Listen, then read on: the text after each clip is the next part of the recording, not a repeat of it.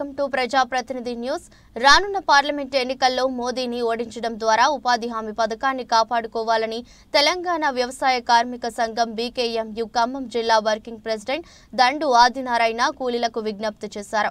సత్తుపల్లి మండలం రేజర్ల గ్రామంలో జరిగిన ఉపాధి కూలీల సమావేశంలో ఆయన మాట్లాడుతూ ఉపాధి హామీ పథకం నిర్వీర్యం చేసి ఈ పథకం లేకుండా చేయడానికి కూలీల పొట్ట కొట్టేందుకు నరేంద్ర మోదీ ప్రయత్నం చేస్తున్నారని, అందులో భాగంగానే ఉపాధి హామీ పథకానికి బడ్జెట్లో పూర్తిగా నిధులు తగ్గించారని, కార్పొరేట్ కంపెనీలకు లక్షల కోట్ల రూపాయలు రాయితీలు ఇస్తున్న మోదీ ఉపాధి కూలీల గురించి పట్టించుకోవడం లేదని, వచ్చే ఎన్నికల్లో మోదీని ఓడించడం ద్వారా ఉపాధి హామీ పథకాన్ని కాపాడుకోవాలని ఆయన కూలీలకు పిలుపునిచ్చారు.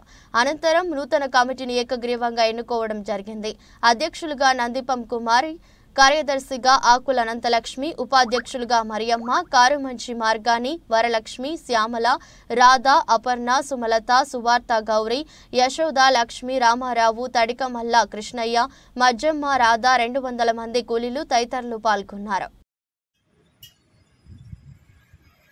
నిర్వీర్యం చేయడం కోసం నరేంద్ర మోడీ ప్రభుత్వం ప్రయత్నం చేస్తా ఉంది. ఉపాధి హామీ కూలీల సమస్యల పరిష్కారం కోసం ఈనాడు వ్యవసాయ కార్మిక సంఘం ఆధ్వర్యంలో రేజర్ల గ్రామంలో సమావేశం నిర్వహించడం జరుగుతుంది. ఈరోజు ఉపాధి కూలీలు పనిచేసి 2 నెలలు అవుతున్నా కానీ వాళ్ళకి డబ్బులు ఇచ్చేటువంటి పరిస్థితి కనబట్టలేదు. అదేవిధంగా పని ప్రదేశాల్లో కనీస సౌకర్యాలు, టెంటు, మంచినీళ్లు, ప్రాథమిక వైద్యం ఇలాంటి సౌకర్యాలు ఏం లేవు. అదేవిధంగా పలుగు, పార, తట్ట ఇంతకుముందు డబ్బులు వచ్చేటువంటి పరిస్థితి ఉండేది. ఇవాళ వీటన్నిటిని కూడా తీసేసి చివరికి ఈ ఉపాధి హామీ పథకాన్ని నిర్వీర్యం చేయడం కోసం కేంద్రంలో ఉన్నటువంటి నరేంద్ర మోడీ బీజేపీ ప్రభుత్వం ప్రయత్నం చేస్తుంది. దీన్ని తీవ్రంగా ఖండిస్తూ కూలీలందరూ కూడా పోరాటానికి సిద్ధం కావాలని చెప్పి ఈ సందర్భంగా విజ్ఞప్తి చేస్తున్నాం. ఇప్పటికే నిత్యావసర సరుకుల ధరలు ఆకాశాన్ని అంటున్నాయి. సామాన్యులు బతకలేనటువంటి పరిస్థితి కనబడుతుంది. మళ్ళీ ధరల మీద ధరలు పెంచుతూ ఇవాళ ఉపాధి కూలీలకు కూడా డబ్బులు ఇవ్వలేనటువంటి దుర్మార్గమైనటువంటి స్థితిలో వాళ్ళ కేంద్ర ప్రభుత్వం ఉంది.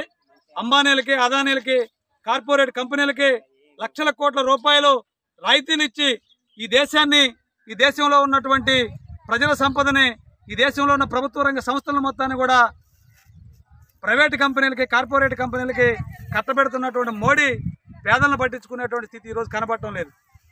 కాబట్టి ఉపాధి హామీ పథకంలో ఉన్నటువంటి కూలీలకి రోజు కూలి 600 రూపాయలు ఇవ్వాలని చెప్పి, వాళ్ళకి పని ప్రదేశాల్లో కనీస సౌకర్యాలు కల్పించాలని చెప్పి, అదేవిధంగా వేసవి అలవెన్స్ ఇవ్వాలని చెప్పి, దీంతోపాటు ఈరోజు ఏదైతే ఉపాధి హామీ కూలీలు ధరలు పెరిగి ఏమి కొనలేక తినలేక ఇబ్బంది పడతా ఉన్నారో ఈ ధరలు తగ్గించాలని చెప్పి ఈ సందర్భంగా తెలంగాణ వ్యవసాయ కార్మిక సంఘం బీకేఎంయు పక్షాన మేము డిమాండ్ చేస్తా ఉన్నాం.